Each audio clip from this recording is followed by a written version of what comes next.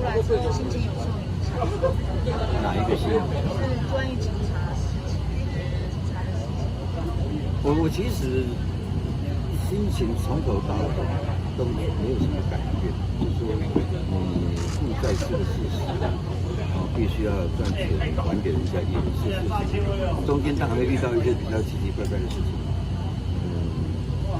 遇到就遇到了就面对。会不会担心家人的安危？当然这个是比较。那有什么应对措施？家里面自己会有一个想法，一个法律出来，就是不方便。因为儿子这次也被卷入了，你有没有特别跟儿子讲些什么？我倒发觉他一夜之间长大，才了解说，原来赚很多的钱不一定要去求这个东西，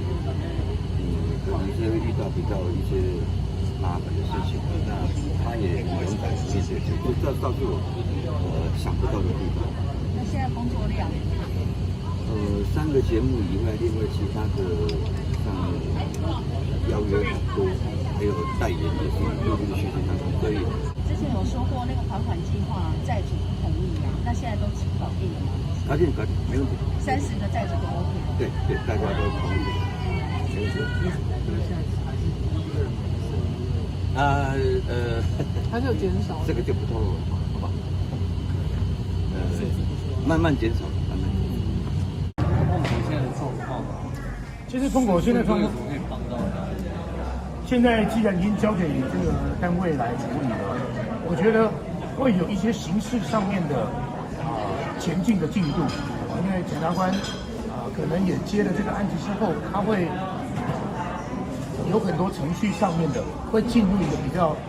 我讲说在大马路上，要不然之前你经常要到巷子里面去跟人家调事情，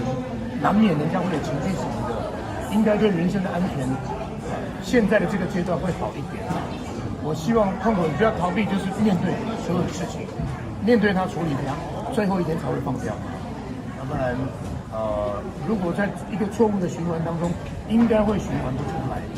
那我觉得现在这样子反而对他是好的，他也有诚意，他有生产力，他有这个诚意，希望去做一件对的事情，然后去完成的工作。但是这个是有一定的难度跟时间上必须配合的。那我也希望呢，几些老板大家能够给他一个机会，他也透过他的诚意了，他也正面的面对了。那要对他人生有什么样的一个损伤危及，让他能够安安全全的继续赚钱，才有机会继续面对他。最近看碰哥那个工作状态还好，很好啊，我觉得他现在腰伤有慢慢的在恢复了，然后整个人的精神，因为在之前都生活在很多未知里面，所以对他来讲就是今天出去也许一直在烦恼某些事情，所以看得出来心事重重。但是这2天遇到他，会觉得就是说，事情正在往比较正面的那个方向前进，对他来讲是一件好事，他就已经不错了。希望大家给他机会，他会好好工作的。OK。那现在因为有关单位都已经部署了，相信也会对他的人身安全也做很多任务，会给他一个安全的期许吧。这个要参选市长这件事情，我一直在往那个方向出发，一直没有改变。但是有时候随顺因缘，我不知道到最后他会有什么改变。但是朱立伦有提到我记者问他，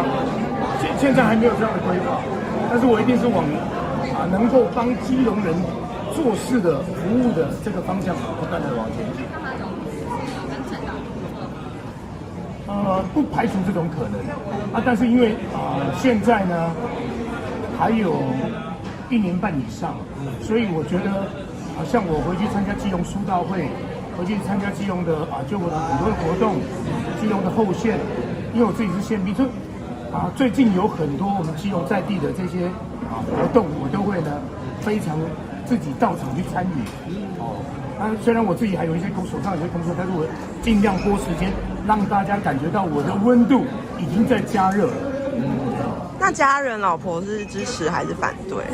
其实家人一直是站在支持的这个角度。那因为2022就60岁满了，我觉得觉得人生到这个往前看、往后看，最好的一个位置，我想说把最多的朋友、最多的资源，能够挹注在基隆这一块土地上面，能够来帮忙的这个力量，都把他们带起来。说奉劝艺人还是别搞政治，这样有什么看法？当然很多人他觉得他过去跟这一个空间是完全没有关系，但是因为我爸爸也当过4任的议员，再加上历届之前林水木市长在选市长的，我也去帮忙，然后许才利市长那是我的干爹，那我也是他的那个助选人，再加上张通荣市长那是我爸爸的瓦特兄弟。其实，在基隆整个政界的那个过去到现在那个架构上面，我并不是一个基隆政界的圈外人，我并不是不懂这样的一个这个行政模式。我觉得我应该还是有一些结构，应该还是有一些地缘关系，可以把别人对我的一些问号，对艺人，因为过去真的有很多长辈他们选完之后未必有太亮眼的成绩，